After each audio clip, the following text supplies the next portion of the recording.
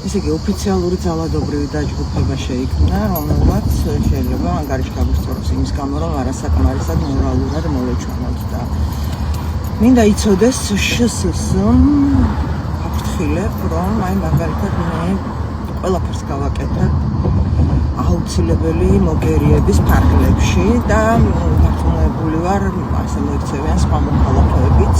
ჩვენ გვემუქრება საფრთხე ძირფასო მოქალაქეებო და მივიღოთ ზომები, რომ აი ეს ძალადობრივი ჯგუფები თუ თავს დაგვესხმებიან, გავიაროთ იურისტებთან კონსულტაცია, აუცილებელი მოგერიების ფარგლებში რისი უფლება გვაქვს, რახან ოფიციალურად სახელმწიფო არაფერს არ აკეთებს იმისთვის, რომ ჩვენ დაგვიცვას ამ ძალადობრივი ჯგუფებისგან, მოგვიწევს საკუთარი თავის დაცვა.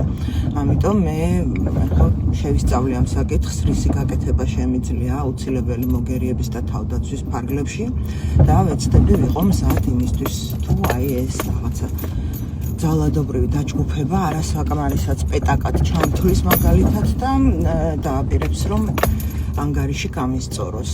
აი ამას მიაღწევს ივანიშვილი, ხო თუ გონია მაგას, რომ ხედრიონს აღადგენს და ჩვენ დავდგებით და ერთ ლოყაში რო შემოგვარტყამენ, მეორეს მიუშვერთ, ძალიან ცდება და შსს იცოდე, რომ შენ ხარ პასუხისმგებელი ამ ყველაფერზე.